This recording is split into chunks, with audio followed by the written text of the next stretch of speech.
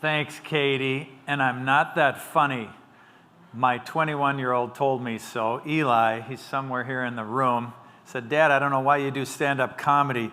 You're really not that funny. So I'm happy to be here at the Twin Cities Startup Week, and I just proved I'm not that funny because I said that and I got 0 laughs. Thank you. We're here to talk about courageous conversations, common mistakes, and uncommon strategies.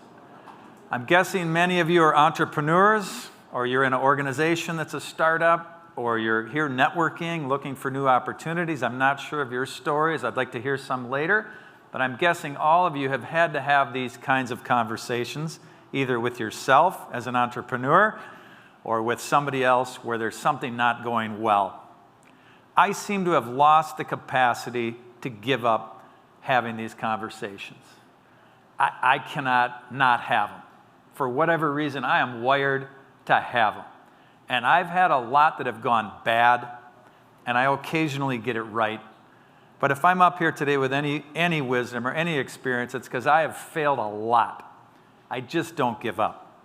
So I'm here to share some things today. I probably have too much content to finish on time, so we're going to jump right in.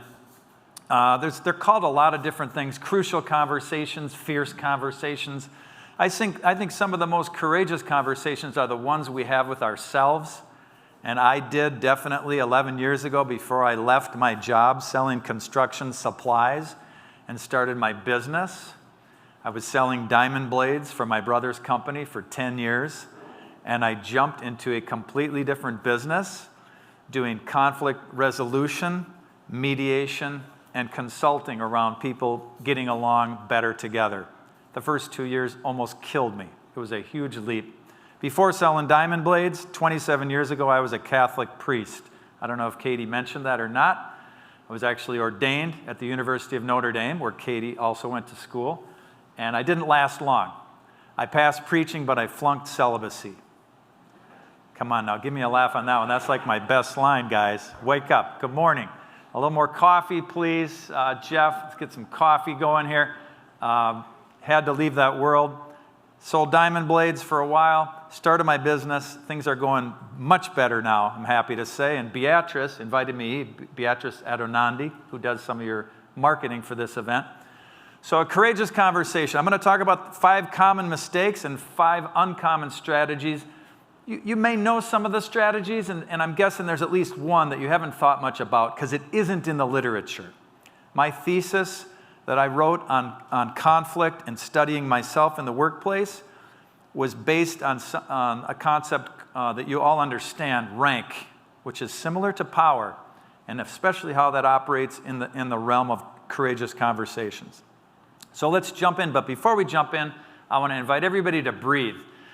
Because if you're like most of the world, when you think about having these, it makes you a little anxious. And I'm guessing there may be someone in your life now, either at home or at work, and you know you need to have a conversation, and it makes you a little nervous. So let's do this twice. Andrew Weil was one of the people who made this popular about 3-4 decades ago, and it's a simple in the nostrils for 4, hold for 7, and out for 8. And if you think this is touchy-feely, if you're too hardwired for the technical, the Navy SEALs do this when they are either going into battle or dealing with a high-intensity situation. Our military and others are trained in this kind of breathing. So let's try it twice. In the nostrils for 4 seconds. Hold for 7. Smile. And then out for 8.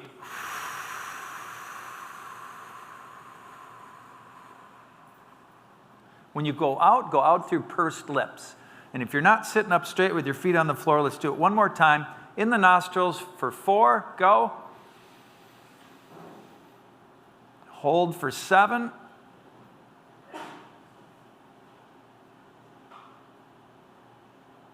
And out for 8.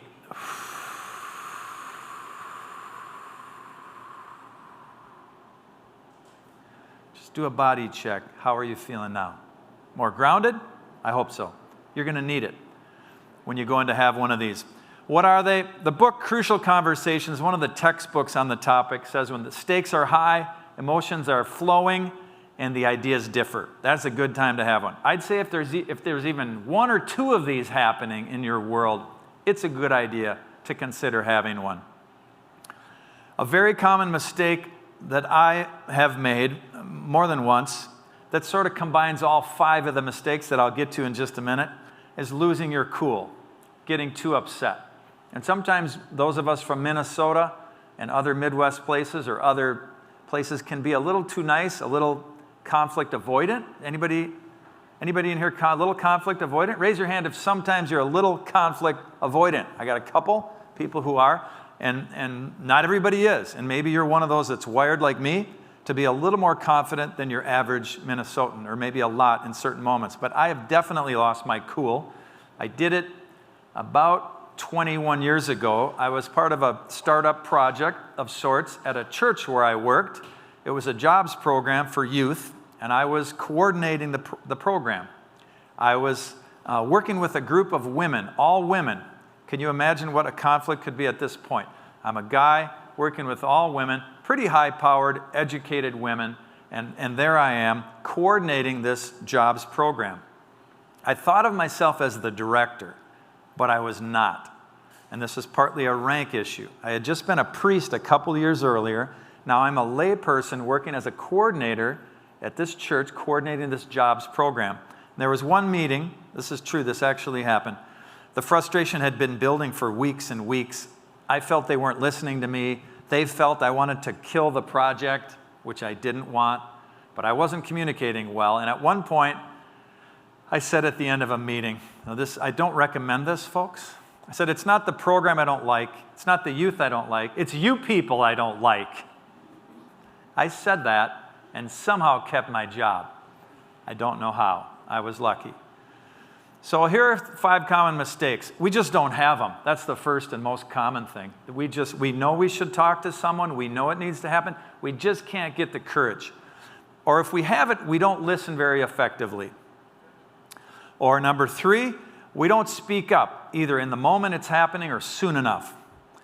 Number 4, we misuse our rank or power, and this is a subtle one. I'd like to give a whole talk on this one, but it's just one of the 5. And the 5th is lack of empathy. Sometimes we lack enough empathy to be effective.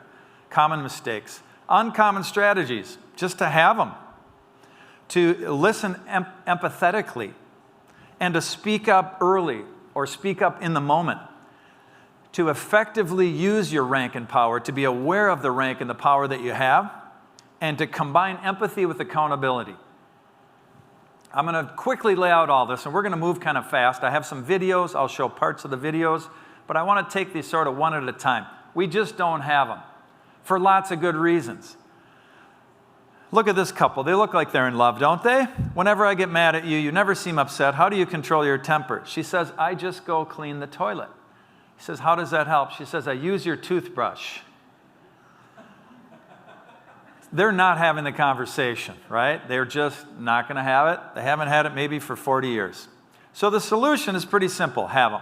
So I want you to turn to someone near you, if you're willing, and just share, when is the last time you had, don't share the details, don't share names, don't get yourself fired or in trouble, but just turn to somebody and say, when is the last one you had? How did it go? A week ago, a day ago, a year ago. Anything that was where you were a little nervous, the other person was a little nervous, there was a conflict, something going on. When's the last time you had one? How did it go? Take about 30, 40 seconds each. Ready? Go. Find somebody, if you're brave.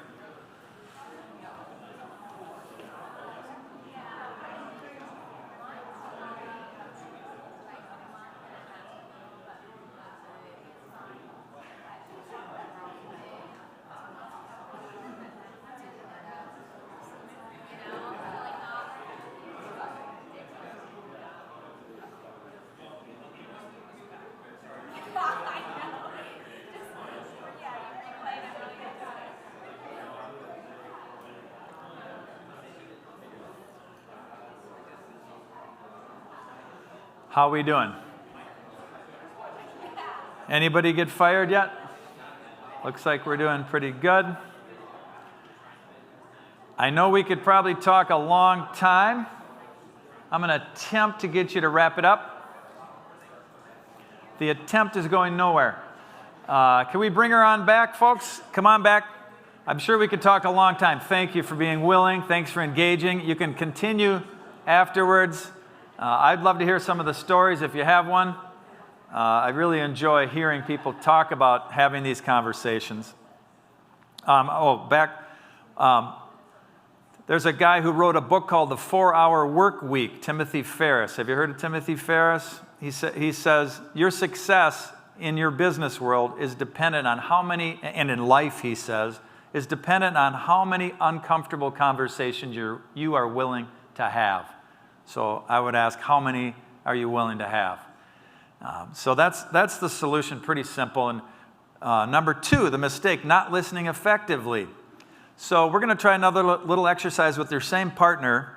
You're going to give them 1 minute, not even a minute. Let's do 30 seconds. Let's keep this moving. 30 seconds. You're going to begin to tell any story, anything you're interested in, a hobby, something you did last weekend, something fun. Do you like fishing? Do you like boating? Do you like gardening? And the other person's just going to pull out their phone and start checking their texts and their emails while you're talking. Okay? Just each do that for 30 seconds. That'll be enough. You can stand up if you want, but I want you to go to your same partner, get the phone out, tell a little story while the other person doesn't listen. Let's demonstrate how to not listen effectively. Ready? Go. This will be fun.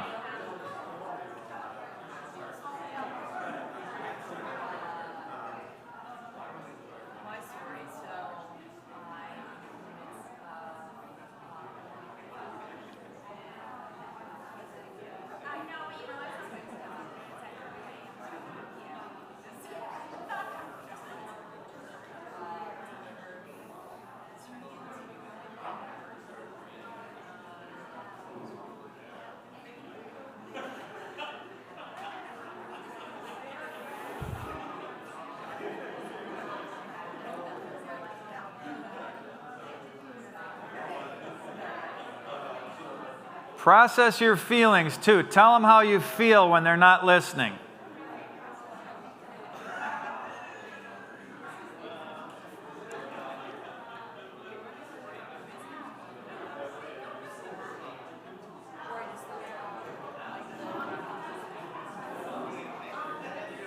You guys got it? How was that? You've seen this before. But to intentionally do it's a little different. But we all do it all day long in different ways, don't we? Often. Okay. All right. Anybody have a feeling? Any feelings out there? Anybody have a feeling? How did you feel? I felt like it was an usual pitch to an investor. Usual pitch to an investor. That's a tragic story. Anybody else? How did you feel? Felt unimportant. Anybody back there? How'd you guys feel?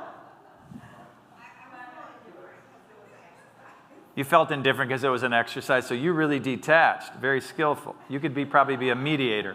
All right, I think you guys got the feeling. Generally, we don't like it when somebody doesn't pay attention.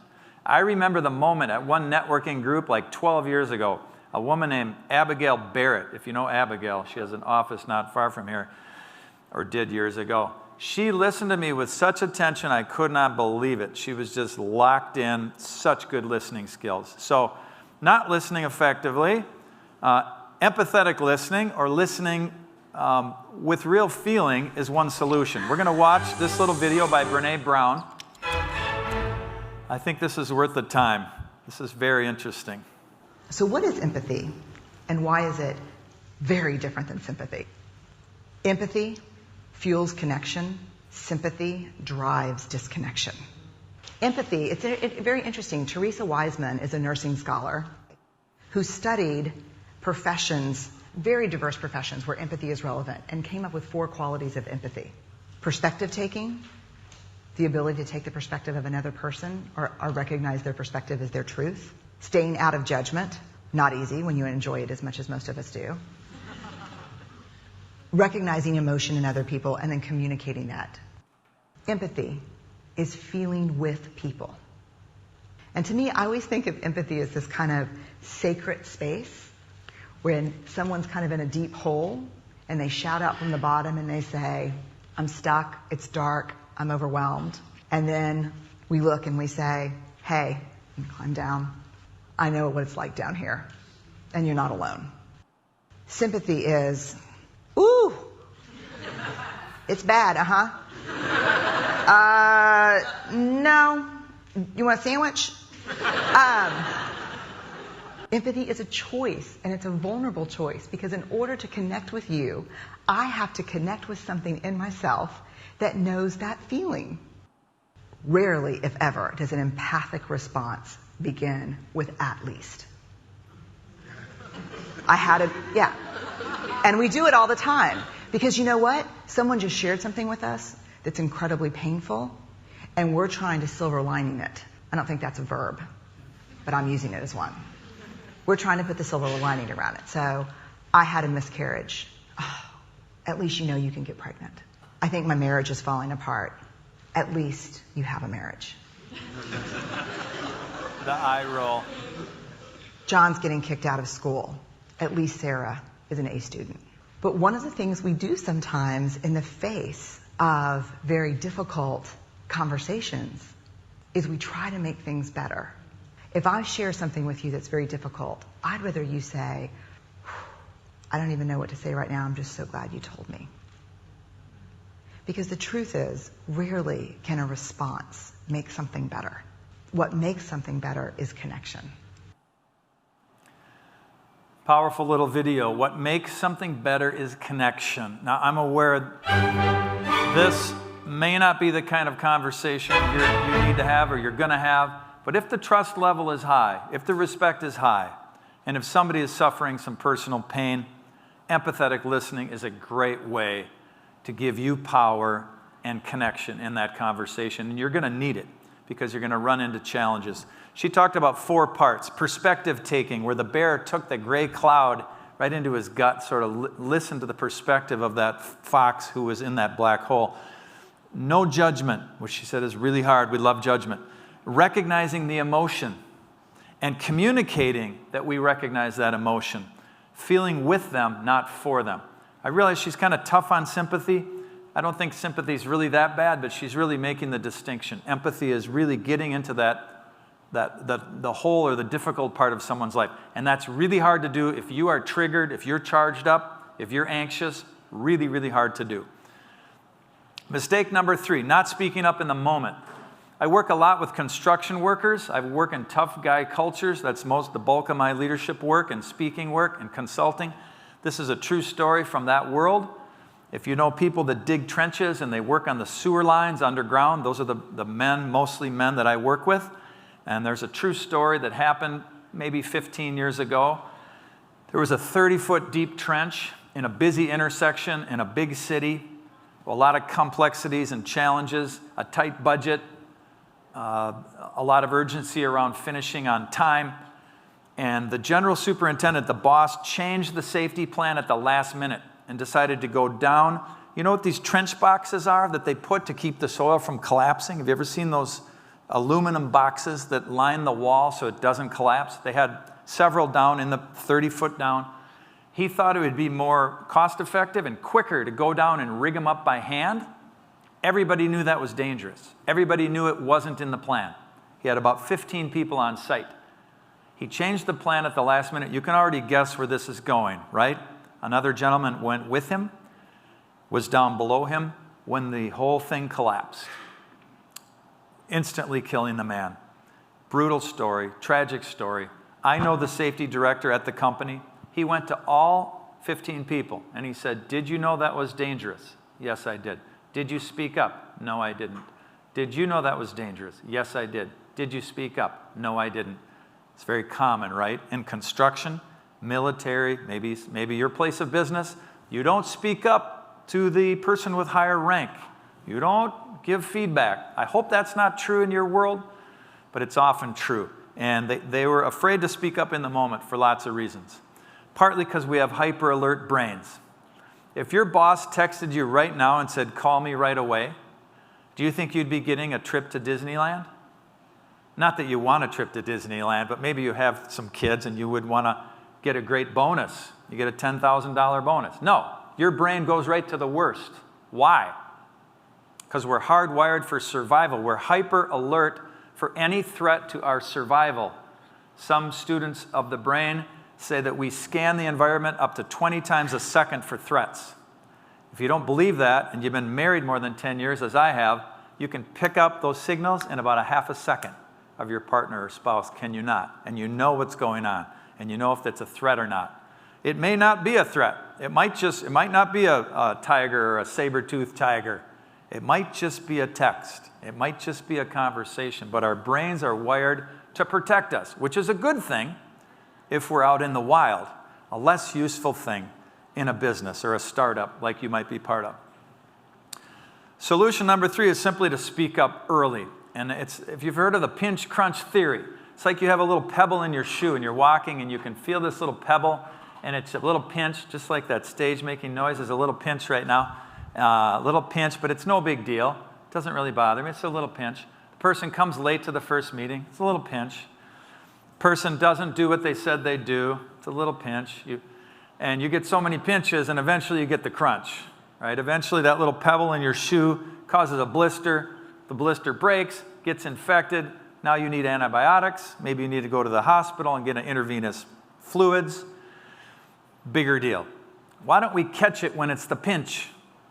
That's one of the solutions, is catch it when it's the pinch. Now, you can't catch everything, especially if you're in a small startup business. You can't catch every little thing. The really smart people in business can discern which pinches you've got to address. And that's a challenge, to discern which pinches need to be addressed and to work with that and to actually speak up. Speak up early. Don't wait. Number 4, and this is my favorite one, misusing power and rank. It's so common, it's so subtle, and power is a giant word, so is rank. But I'm going to take Rollo May's definition, even though it's a little outdated. Rollo May says, power is the ability to cause or prevent change. I love that definition. I'm sure you have some of your own, but I love that one. And rank is different. Rank is the way power is organized in a group, or the way power is utilized by an individual. It's a little different animal, and I'll explain here. This is a video that can be disturbing, but I think it's funny and kind of interesting, and it's back from the 1966 Monty Python. It's a little bit about economic rank. I look down on him because I am upper class. I look up to him because he is upper class. But I look down on him because he is lower class. I am middle class. I know my place. I look up to them both. But I don't look up to him as much as I look up to him. Because he has got innate breeding. I have got innate breeding, but I have not got any money. So sometimes I look up to him. I still look up to him, because although I have money, I am vulgar. But I'm not as vulgar as him, so I still look down on him. I know my place. I look up to them both. But while I'm poor, I'm industrious, honest, and trustworthy. Had I the inclination, I could look down on them. But I don't. We all know our place, but what do we get out of it? I get a feeling of superiority over them. I get a feeling of inferiority from him, but a feeling of superiority over him. I get a pain in the back of my neck.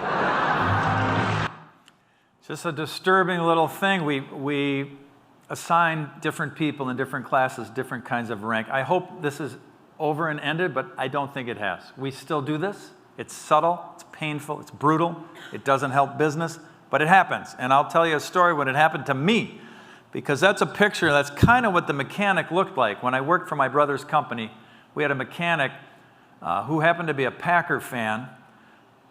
You know, not that I'm a huge Viking fan, but he was like the only Packer fan, and he was sort of always promoting the Packers. It was the years where the Packers were beating the Vikings all the time. which if you follow football, there's sort of a rank thing there. And plus he was a big guy, strong guy, and could be very gruff and very direct. And one day he said to the sales team, "Stop interrupting me. You all interrupt me. I'm trying to fix the saws and fix the tools. Don't interrupt me. Go find your own tools." I put them all in bins. I have like 900 new bins. Every bin is labeled. It's all online. Go find your own damn parts. Right? He was not happy. We're like, okay, all right, fine. The next day I needed a spark plug to one of the saws. What did I do? I went to him. Said, "Hey, I need a spark plug for the TS420. Can you show me where it is?" He said, "I told you, use the schematics." I said, I'm busy and I got an appointment in 20 minutes. I just point out, where is it? Where is that spark plug? He says, "I told you, Tom, use the schematics." I said, "I don't have the time." Who do you think won that battle? The 6'2" strong mechanic or the 5'11" skinny brother of the boss, brother of the owner, salesman? Who won that argument? Any guesses? Absolutely I did. Thank you. You nailed it. You understand rank. I pulled rank on the guy. That night I happened to have a meeting with one of my professors because I was getting a degree in conflict resolution, and she said, "Why did you pull rank on him?" I said, "Because I was busy. Because I'm a revenue generator. I think my brother would want me to get the spark plug." She's like, "How do you know that? How do you know he isn't as important as any salesman? How do you know he's not making a mistake?" 6 hours later, he was still mad at me. "You don't care about the schematics." I said, "I do. I was just busy. I was just busy.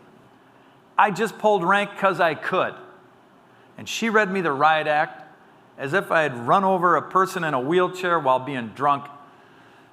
And I agreed that what I did was wrong. I went to him the next day and said, "I'm sorry for not listening to you and not respecting your request. I will do my best to go online, look at the schematics, and not bother you." He was so happy, you would have thought the Green Bay Packers won the football, the whole thing again, Super Bowl, one more time. So that was me misusing my rank. And we got along much better after that moment in time. Here's a kid using his rank really well. I don't know if you've seen this. I'm just going to show part of this. If you haven't seen this, go watch the whole thing. It is a riot. Herb Brooks was a hockey coach. He's imitating Herb Brooks, the hockey coach. Great moments are born from great opportunities. That's what you have here tonight, boys. That's what you earned here tonight. One game. If we play them 10 times, they might win 9. But not this game. Not tonight. Tonight, we escape from. Tonight, we stay with them. And we shut them down because we can. Tonight, we are the greatest hockey team in the world. I think you got the point. This kid is so internally strong. He has what I call psychological rank. I want to know where this kid is today. I want to join his startup. There's no doubt this kid has a startup by now. He is so, maybe you have a child or a grandchild with this sort of chutzpah energy. There's a kind of rank that goes with that kind of energy, especially in a culture that tends to be a little conflict shy and conflict reticent. That's a very, very powerful stance. So solution number 4 is use your rank well. Use what rank you have. Maybe you don't have positional rank by title, but maybe you have some ferocious, strong psychological energy the way this kid had it, maybe in a very different flavor. It starts with awareness, and I'm just going to zip through these slides. Rank, one theory of rank comes from my main teacher, Dr. Arnold Mindell. He calls the rank a sum of a person's privileges, or what I might call unconscious advantages. We're not always conscious of them. It's everything, social, positional, psychological. Mindell's concept is huge. It's morally neutral, and it's potentially devastating or empowering. Rank just feels good. When we have it, we want more of it. Pretty much everyone I've met wants more of it. Again, it isn't good or bad, but it's like the dog hanging its head out the window. They just love that wind. I don't know what happens. Does the wind become a drug or something for a dog? I don't know what, they just love that feeling. It's what lets us climb the ladder of power and be effective entrepreneurs. I mean positive power, the good power. And I want to just talk briefly about two kinds of rank, positional and psychological. Positional rank, it's determined by the immediate cultural, professional context. It's your title, it's your personal connections. Like I said, I worked for my brother. I was older brother of the owner boss and a salesman. Pretty high positional rank, right? Psychological rank is internal, like that kid, using the Herb Brooks speech. That kid had someone with high psychological rank can either stay calm when others have ruffled feathers, or they can ask that tough question. I'm guessing some of you have high psychological rank. You almost have to be an entrepreneur, to start something and to generate something. And rank can be dangerous. You can overuse it. It can make us numb to the feelings and needs of other people. The story about the mechanic and me, I didn't respect his needs. I didn't respect his request. I pulled rank. I rolled over him and thought nothing of it. And I would have rolled over him had my teacher not challenged me. And it was not easy. My teacher is fierce. She is a strong woman. And she took me straight on. And I had to listen to her. It's subtle, but it's powerful. And it's oxymoronic. The more rank we have, the less aware we tend to be of the needs, feelings, and experiences of other people. This is a huge issue in business. It's a huge issue in our world. Not everybody with high rank is this way. And I'm hoping you're high ranked and that you use it with awareness consistently. It is not easy. A lot of the coaching I do with executives and business owners is around helping them use their rank skillfully, to be aware of how they're using their rank and how their power impacts their business. Rank can change. There's me as a young priest. Can you imagine that? There I am, all happy and excited. Enjoyed being a priest. I loved the work. And then I had to leave. I knew I had to leave. I got a job working at a restaurant called Ed DeBevick's, and I'm waiting tables making $9 an hour. I lowered my rank, right? I went from well-respected priest, loving my work, to waiting tables. As a priest, I got invited one Thanksgiving to 7 different families in South Bend. 7 different people said, "Father, come on over, join us for turkey dinner." Thank you, I'd love to. Let's see if I can do it, I will. When I was in Milwaukee waiting tables, how many people invited me for Thanksgiving dinner? Goose egg.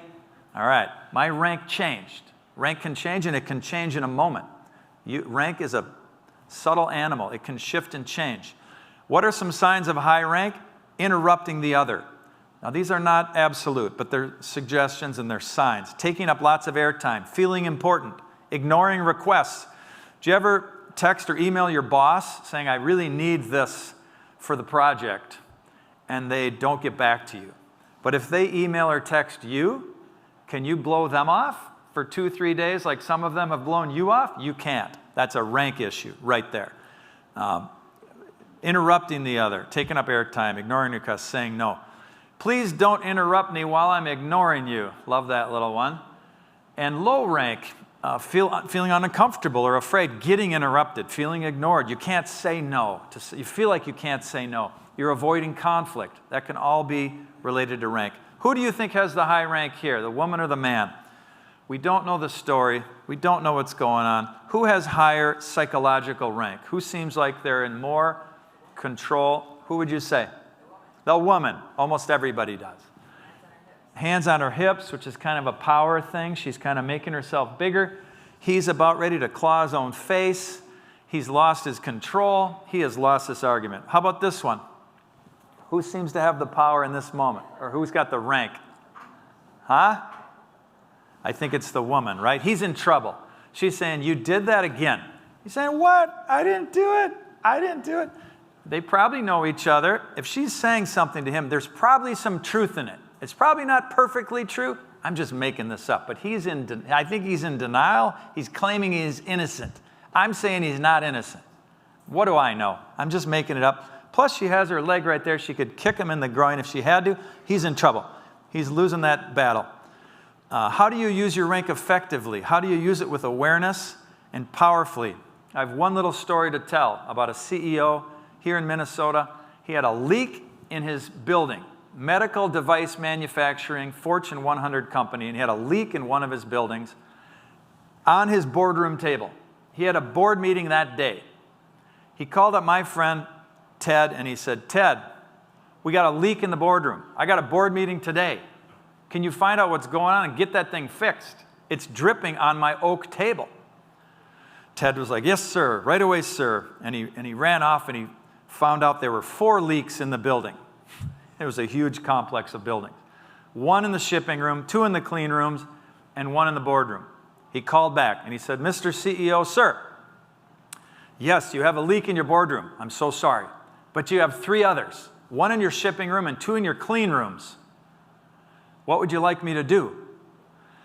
He said, well, if we can't ship dry product and if we don't have a clean room that's dry, we're not going to stay in business very long. Fix those 3 first and move mine down the list. I'll put a wastebasket on the oak table. We'll catch the water in the wastebasket.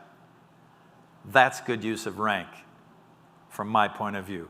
That's a guy who didn't pull rank because of his ego to look good in front of his wealthy board members.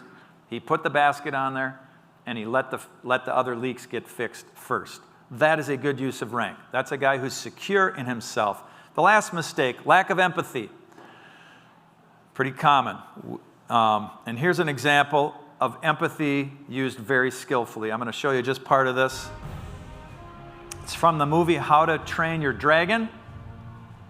And he has just failed to kill a dragon.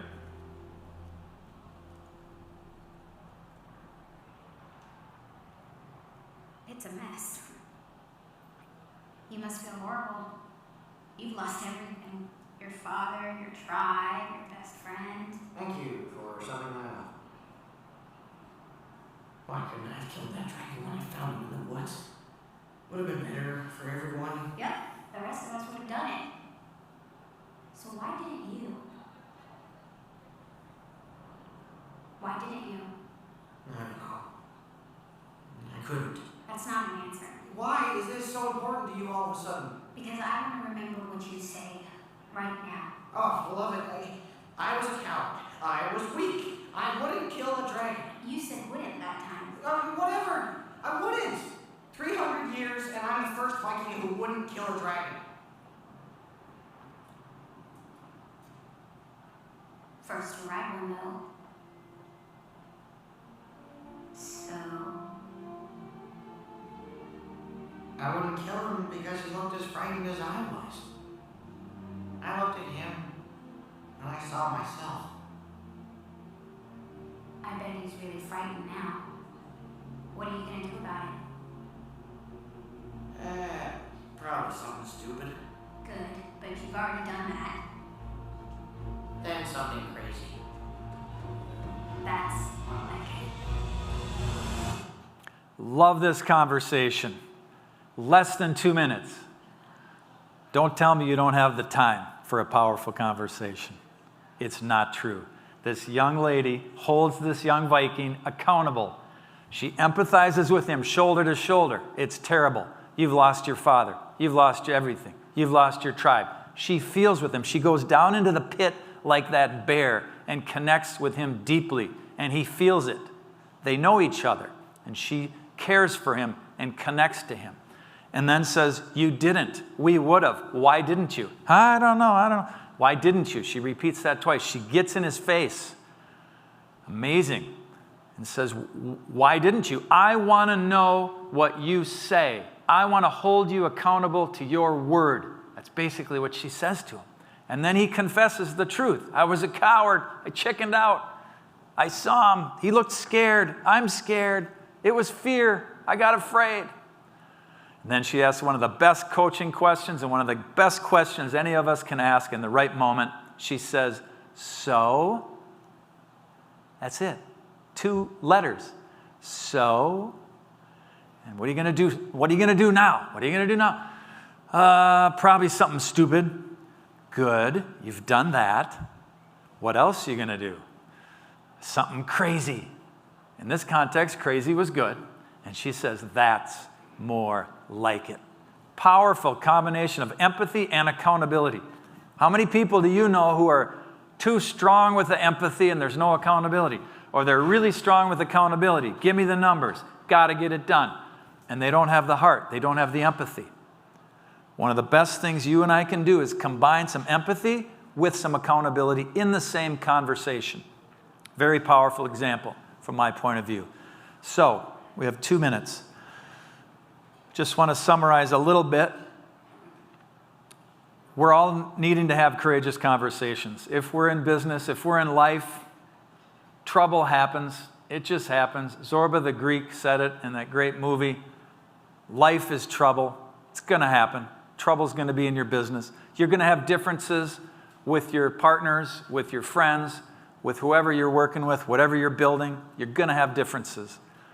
Have the conversation. You're going to make mistakes, and so are your partners and friends and coworkers. Be patient. You're going to make mistakes. Do your best to speak up early. Don't wait for that pebble in your shoe to become a big problem and a crunch. Speak up early.